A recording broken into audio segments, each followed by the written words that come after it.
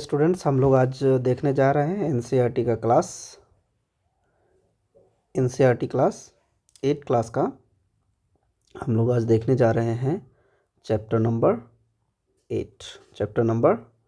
8 और 8 में हम लोग शुरू करने जा रहे हैं हिस्ट्री का। किसका? हिस्ट्री का। और हिस्ट्री का क्या है? तो इतिहास। हिस्ट्री को हम लोग क्या कहते हैं? हिंदी में इतिहास कहते हैं। ठीक है, तो इतिहास का ही हम लोग चैप्टर 1 का एनसीईआरटी का जो क्वेश्चन आंसर है, हम वह क्वेश्चन आंसर करेंगे। हम लोग क्वेश्चन आंसर करेंगे। तो हम लोग पहला क्वेश्चन देखते हैं कि इसमें आपको रिक्त स्थानों को भरना है। ठीक है, आपको रिक्त स्थानों को भरना है। तो पहला क्वेश्चन है, रिक्त स्थान को भरने के लिए पूंजीपतियों का मुख्य उद्देश्य है ना था। पूंजीपतियों का मुख्य उद्देश्य था अधिक से अधिक क्या कमाना? तो मुनाफा कमाना। ठीक है, इसमें हो जाएगा पूंजीपतियों का मुख्य उद्देश्य था अधिक से अधिक मुनाफा कमाना। ठीक है, चलिए आगे देखते हैं। अगला क्वेश्चन आपका, 15वीं शताब्दी में एक नए आंदोलन की शुरुआत हुई जिसे कहते हैं क्या कहते हैं? पुनर्जागरण कहते हैं। ठीक है, तो 15वीं शताब्दी में एक नए आंदोलन की शुरुआत हुई जिसे डैश कहते हैं। यानी 15वीं शताब्दी में जो नया आंदोलन शुरू हुआ उसे पुनर्जागरण कहते हैं। पुनर्जागरण का मतलब यह हुआ कि जब किसी देश या राज्य में पुराने जितने भी नियम कानून हैं, उस नियम कानून में एकाएक अलग सा बदलाव देखने को मिलता है, वही बदलाव कहलाता है पुनर्जागरण। ठीक है, और यहाँ मुनाफा का अर्थ होता है अधिक से अधिक लाभ कमाना। ठीक है, अगला क्वेश्चन देख लेते हैं हम लोग। मशीनों से वस्तुओं के उत्पादन की जो प्रक्रिया है उसको कौन सी क्रांति कहते हैं? तो मशीनों से वस्तुओं के उत्पादन की जो प्रक्रिया है उसको हम लोग औद्योगिक क्रांति कहते हैं। औद्योगिक क्रांति का मतलब हुआ कि मशीन से सबसे ज़्यादा वस्तुओं का निर्माण हो रहा है। जैसे आज के दौर में मोबाइल्स बन रही है मशीनों से, है ना। जितने भी हम लोग है ना चीज़ों का इस्तेमाल कर रहे हैं जो आधुनिक है, जैसे पंखा हो गया, टीवी हो गया, इस सब का निर्माण किसके द्वारा किया जाता है? तो मशीनों के द्वारा। आजकल जितने भी प्लास्टिक्स नए नए बनाए जाते हैं वो मशीनों से ही बनाए जाते हैं। पत्ता जो हम लोग खाते हैं, पत्ता का जो इस्तेमाल करते हैं खाने के लिए, उसका भी निर्माण मशीनों के द्वारा होता है। तो मशीनों के द्वारा वस्तुओं के उत्पादन की जो प्रक्रिया है उसे हम लोग औद्योगिक क्रांति कहते हैं। ठीक है, चलिए अगला क्वेश्चन देखते हैं। अभिलेखागार। कथी है? अभिलेखागार मतलब आपको क्वेश्चन में है कि डैश डैश डैश में सरकारी दस्तावेजों को सुरक्षित रखा जाता है। मतलब सरकारी दस्तावेजों को कहाँ पर सुरक्षित रखा जाता है? तो अभिलेखागार। अभिलेख का मतलब हो गया लिखा हुआ चीज़, आगार का मतलब हुआ घर। तो लिखा हुआ चीज़ वाला जो घर है हम लोग जहाँ पे सजा के रखते हैं तो उसको कहते हैं अभिलेखागार। ठीक है, चलिए आगे क्वेश्चन है। समय के साथ देश और राज्य की डैश सीमाओं में परिवर्तन होता है। तो किसके सीमा में परिवर्तन? मतलब भौगोलिक सीमा। भौगोलिक मतलब होता है जो पहले भारत था, हम लोग जानते हैं बहुत विशाल भारत था। ठीक है, जैसे कालखंड बदला तो इससे और देश क्या हो गए?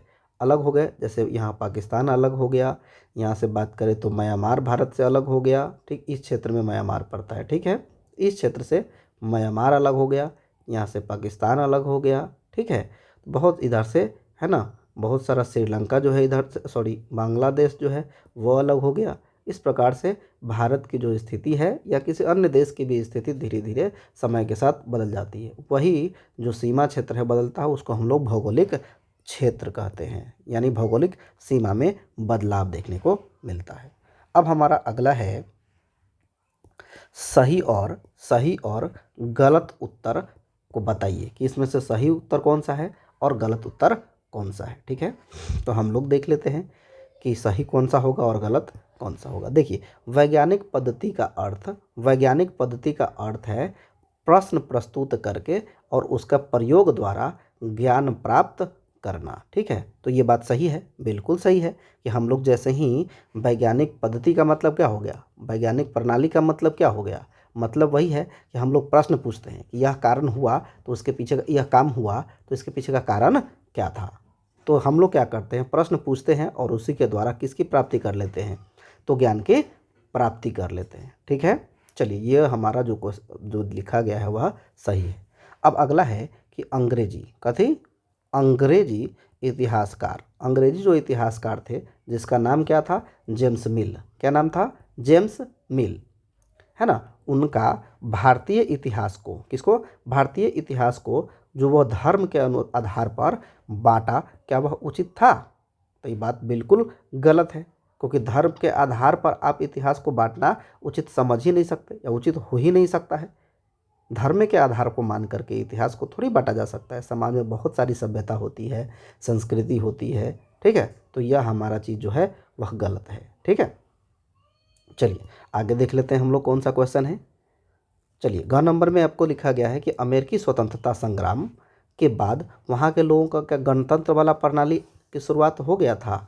गणतंत्र वाला प्रणाली की शुरुआत नहीं हुआ था, ये बात गलत बोल रहा है, शुरुआत हो गया था। ठीक है, इसलिए हमारा जो ये कथन है वो हमारा कथन बिल्कुल गलत है।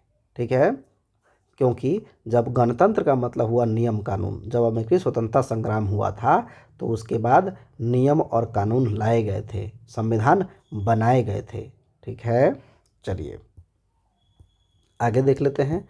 ऐतिहासिक स्रोतों से आम आदमी के बारे में भी जानकारी मिलती है, तो यह गलत बात है। आम आदमी के नहीं, पूरे समूह वर्ग के लोगों की जानकारी मिलती है, इसलिए यह जो क्वेश्चन है वह उसका गलत है।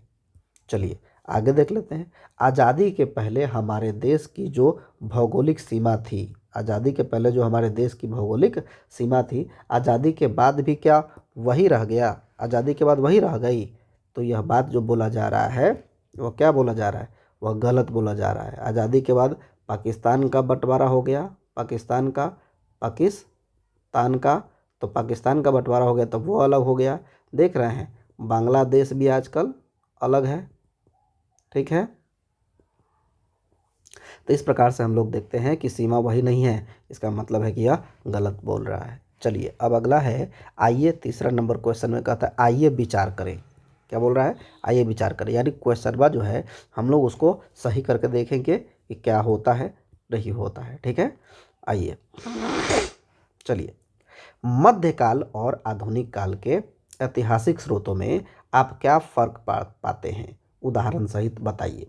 यानी जो मध्यकाल का समय था, यानी जो मध्यकाल का समय था और जो आधुनिक काल का समय है, उसमें जो ऐतिहासिक स्रोत है, लिखा हुआ चीज़ जो स्रोत है, ठीक है, इतिहास के अंदर जो स्रोत मिलते हैं उनमें क्या फ़र्क है ना, ऐतिहासिक आधुनिक काल और मध्यकाल के स्रोत में, उदाहरण से बताइए।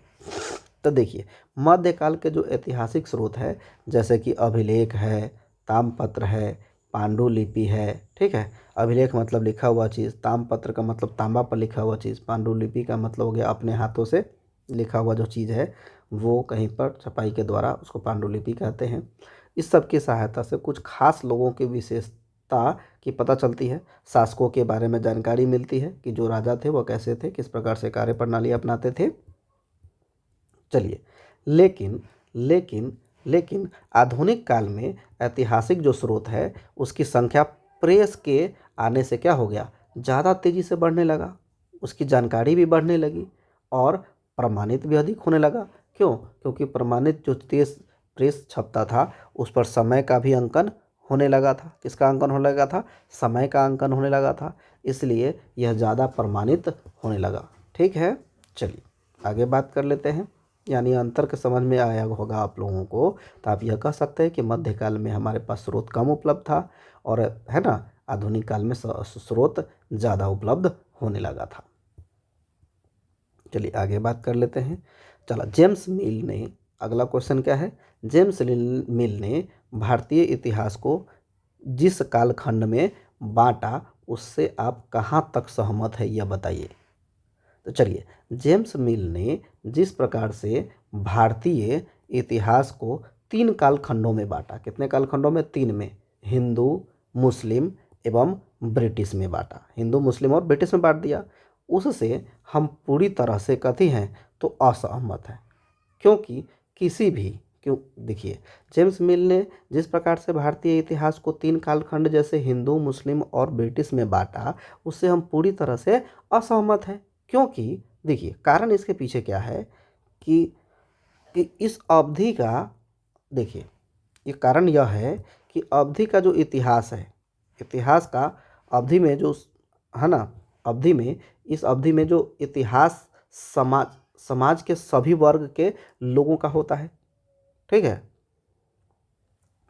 ना, इतिहास के समाज के सभी वर्गों का होता है ना, यह किसी खास वर्ग के लोगों का नहीं होता है। यानी किसी खास वर्ग के लोगों का समाज इतिहास थोड़ी होता है, एक वर्ग विशेष, जैसे मान लेते हैं कि बहुत बड़े क्षेत्र में जो लोग रह रहे हैं उनमें क्या चल रहा है नहीं चल रहा है, कैसे कृषि कर रहे हैं, खान पान कैसे कर रहे हैं, है ना, उन लोगों ने क्या क्या अपनाया अपने जीवन शैली में, घर कैसे बनाया, पूजा कैसे किया, ये सब चीज़ें हम लोग पढ़ते हैं। तो किसी खास व्यक्ति का थोड़ी ना पढ़ते हैं। आए तो किसी खास हिंदू का मुस्लिम का इतिहास हम बांट देगा, हिंदू मुस्लिम का, तो यह हम इस पर सहमत थोड़ी हो जाएंगे। समझ में आ गया। चलिए, सरकारी दस्तावेजों को, अगला क्वेश्चन कहता है कि सरकारी दस्तावेजों को हम कैसे, सरकारी दस्तावेजों को हम लोग कथी तो कैसे और कहाँ कहाँ सुरक्षित रख सकते हैं, कहाँ कहाँ उसको सुरक्षित रखेंगे। जैसे हम लोग घर में कोई सामान रखते हैं तो सुरक्षित कहाँ पे, अंदर अलमारी में रखते हैं, घर के अंदर कहाँ कहाँ पे सुरक्षित रखते हैं वो आपको ही पता होगा, तिजोरी होता है पैसे को रखने वाली जगह।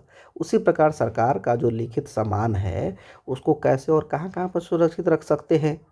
तो सरकारी जो दस्तावेज है, उस सरकारी दस्तावेजों को हम अभिलेखागार, अभी थोड़ी देर पहले हम लोग अभिलेखागार के बारे में पढ़े हैं, जहाँ पर अभिलेख को, लिखे हुए चीज़ को सुरक्षित रखा जाता है, उस घर को अभिलेखागार कहते हैं। तो सरकारी दस्तावेज को अभिलेखागार में रखा जाता है।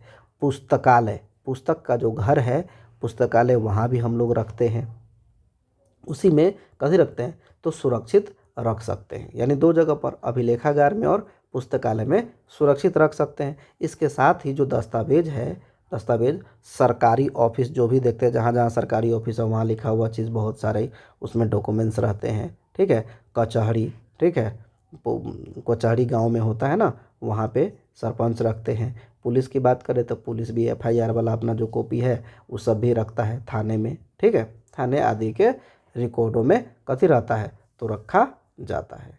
ठीक है, रखा जाता है। ठीक, चलिए आगे देख लेते हैं अगला क्वेश्चन कौन सा है आपका। चलिए, यूरोप में हुए परिवर्तन, यूरोप में जो परिवर्तन देखने को मिला वह किस प्रकार से आधुनिक काल के निर्माण में सहायता प्रदान किया। नया जो आधुनिक युग आया उसको किस प्रकार से यह सहायता प्रदान किया। यूरोप में जो परिवर्तन देखने को मिला वो अन्य दूसरे मतलब जो है जगह आधुनिक काल के लिए किस निर्माण में किस प्रकार वह सहायता दिया।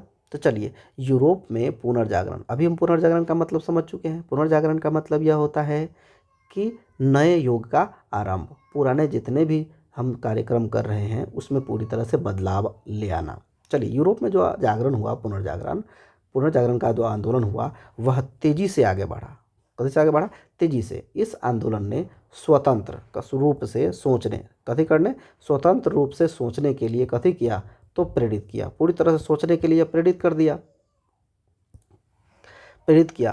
क्या लगी, क्योंकि अमेरिका एवं फ्रांसीसी जो क्रांति हुआ उसके बाद अनेक देश, बहुत सारे ऐसे देश थे वहाँ पर नियम कानून यानी गणतंत्र प्रणाली की सरकार बनी।